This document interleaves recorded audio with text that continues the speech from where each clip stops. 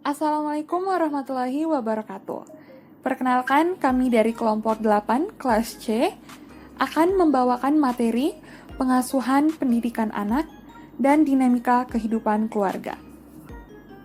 Saya Rifda Latifah, materi pengasuhan dan pendidikan anak. Pengasuhan merupakan proses mendorong dan membina pribadi individualitas. Anak dididik dari kelahiran hingga anak memasuki usia dewasa. Tugas ini umumnya dikerjakan oleh ibu dan ayah atau orang tua biologis. Namun jika orang tua biologis tidak mampu melakukan pengasuhan, maka tugas tersebut dapat dilakukan oleh kerabat dekat termasuk kakak, nenek, kakek, orang tua angkat, atau oleh institusi seperti panti asuhan. Terdapat dua kunci pada aspek parenting, yaitu yang pertama, parental support. Dukungan orang tua yang didefinisikan sebagai jumlah perhatian, kedekatan, dan kasih sayang yang ditunjukkan atau diberikan orang tua kepada anaknya. Yang kedua, parental control. Bimbingan orang tua didefinisikan sebagai jumlah fleksibilitas yang digunakan orang tua dalam menegakkan aturan dan mendisiplinkan seorang anak. Selanjutnya, peran ayah. Peran ayah dalam pengasuhan merupakan hal yang sangat penting. Keterlibatan ayah dalam pengasuhan adalah suatu partisipasi aktif melibatkan fisik, afektif, dan kognitif dalam proses interaksi antara ayah dan anak. Ayah memiliki fungsi endomen atau mengakui anak sebagai pribadi, protection melindungi anak dari sumber-sumber bahaya potensial dan berkontribusi pada pengambilan keputusan yang berpengaruh terhadap kesejahteraan anak, provision atau memastikan kebutuhan material anak terpenuhi, dan formation atau aktivitas bersosialisasi seperti pendisiplinan, pengajaran, dan perhatian yang mempresentasikan peran ayah sebagai pelaksana dan pendorong bagi pembentukan dalam perkembangan anak. Selanjutnya, peran ibu. Ibu memiliki peran penting dalam sebuah keluarga, antara lain sebagai pengasuh dan pendidik anak-anaknya, sebagai pelindung dari anak-anaknya, pengurus rumah tangga, serta dapat juga berperan sebagai pencari nafkah. Selain itu, ibu juga berperan sebagai salah satu anggota kelompok dari peranan sosial, serta sebagai anggota masyarakat di lingkungan di mana dia tinggal. Ibu juga menumbuhkan perasaan sayang, cinta melalui kasih sayang dan kelembutan hati seorang ibu. Ibu menumbuhkan kemampuan berbahasa dengan baik kepada anaknya dan mengajarkan anaknya berperilaku sopan santun. Saya Sonia Azurik Apsar. Materi parenting style. Parenting style terbagi menjadi 5 gaya. Yang pertama, gaya demokratis. Gaya demokratis mendorong anak untuk mandiri, tetapi tetap memberikan batasan dan kontrol atas tindakan mereka. Memberi dan menerima secara verbal diperbolehkan, dan orang tua bersikap hangat dan penuh perhatian terhadap anak. Gaya ini dikaitkan dengan perilaku remaja yang kompeten secara sosial. Yang kedua, gaya otoriter. Dalam pengasuhan otoriter, orang tua mengharapkan, menuntut, dan menetapkan kepatuhan dari seorang anak. Gaya yang membatasi dan menghukum di mana orang tua mendesak anak untuk mengikuti arahan orang tua dan menghormati pekerjaan dan usaha. Batasan dan kontrol yang tegas ditempatkan pada anak dan sedikit pertukaran verbal yang diperbolehkan. Yang ketiga, gaya permisif. Dalam pola asuh permisif, orang tua membiarkan preferensi anak diprioritaskan cita-cita mereka dan jarang memaksa anak untuk menyesuaikan diri dengan standar mereka. Keluarga-keluarga ini cenderung luas hingga fleksibel. Yang keempat, gaya menolak. Orang tua tidak terlalu memperhatikan kebutuhan anak dan jarang memiliki harapan tentang bagaimana anak harus berperilaku. Membuat anak-anak merasa tidak diperhatikan meskipun mereka diharapkan untuk berperilaku dan memiliki banyak aturan untuk diikuti. Akibatnya, anak-anak dari rumah tangga ini seringkali belum dewasa dan memiliki masalah psikologis. Dan yang terakhir, gaya tidak terlibat. Gaya tidak terlibat dalam pengasuhan yang tidak terlibat.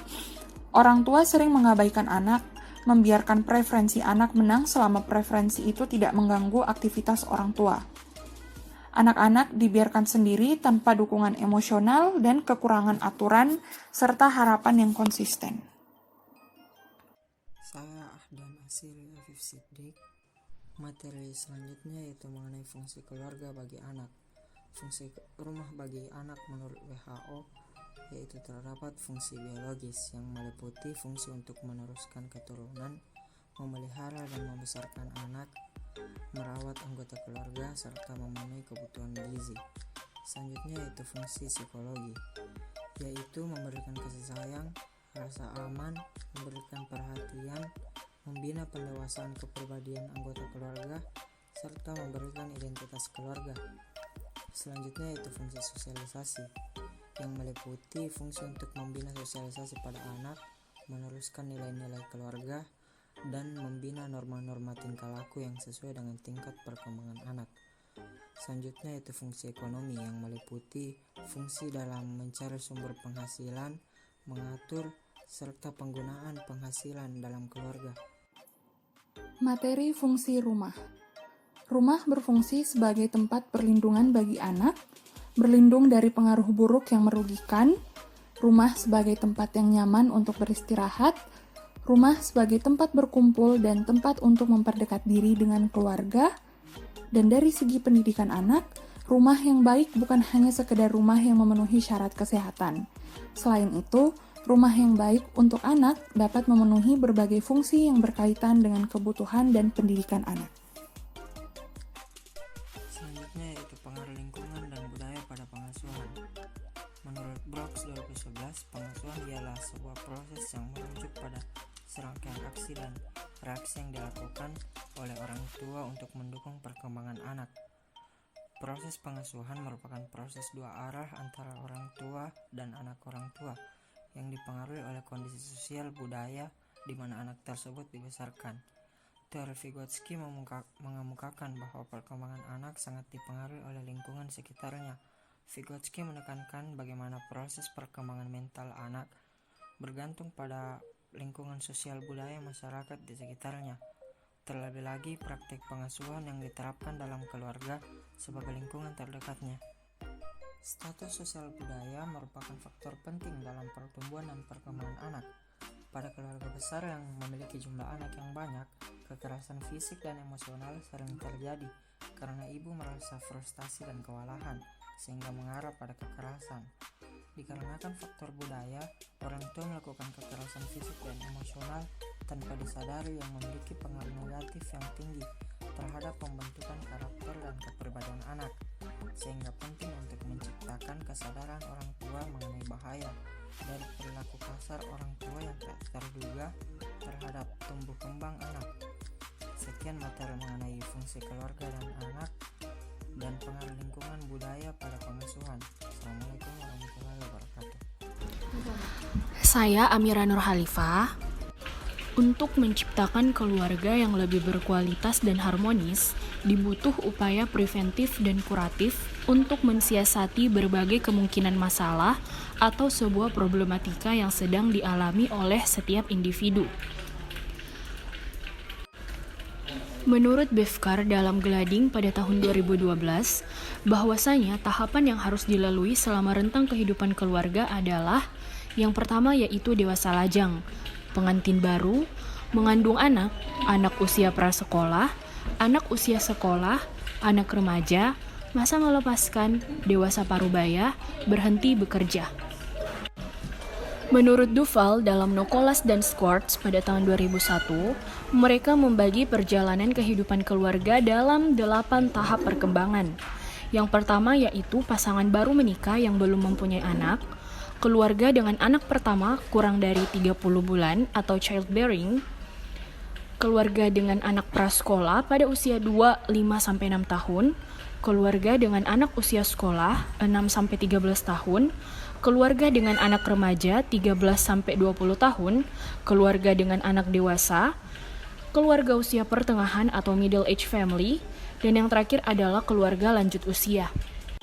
Saya Nur Aulia Syahbani. Dari berbagai pendapat yang telah dijelaskan di atas, maka penulis mengambil sebuah kesimpulan bahwasanya tipe keluarga secara kualitasnya dapat dibedakan menjadi 3 bentuk. Di antaranya, keluarga bahagia, yaitu keluarga yang hidup rukun dan dapat menjalankan tugas dan fungsinya masing-masing yang terdiri dari ayah, ibu, dan anak. Yang kedua yaitu keluarga semi bahagia, yaitu keluarga yang ayahnya memiliki 2 orang atau lebih istri sehingga perhatian ayah kepada keluarga pertamanya menjadi berkurang dan anak tidak akan maksimal dalam menerima kasih sayang dari seorang ayah. Yang ketiga yaitu keluarga tidak bahagia, yaitu keluarga yang tidak utuh seperti adanya keluarga yang tidak memiliki salah satu dari anggota keluarga, seperti tidak mempunyai anak, ayah, dan ibu. Menurut Carr tahun 2006, secara umum masalah yang sering terjadi dalam sebuah keluarga dapat dibedakan menjadi 2 bentuk, diantaranya yaitu 1. Masalah yang terjadi antara orang tua dengan anak, seperti penyalahgunaan fisik, pelecehan seksual, tingkah laku yang bermasalah, dan penyalahgunaan narkoba.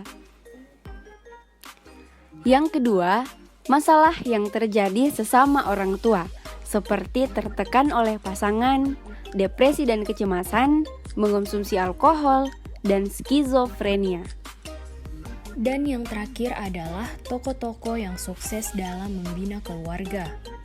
Tokoh yang pertama yaitu Carl Gustav Jung dan Emma Rauschenbach. Mereka dikaruniai 5 orang anak. Mereka telah menjalin hubungan sejak tahun 1903 hingga Emma wafat pada tahun 1995. Tokoh yang kedua yakni pasangan Barack Obama dan Michelle Obama. Mereka telah menikah selama 29 tahun. Tokoh yang terakhir ada Karam Chando dan Karatare. Mereka memulai hubungan sejak tahun 1925.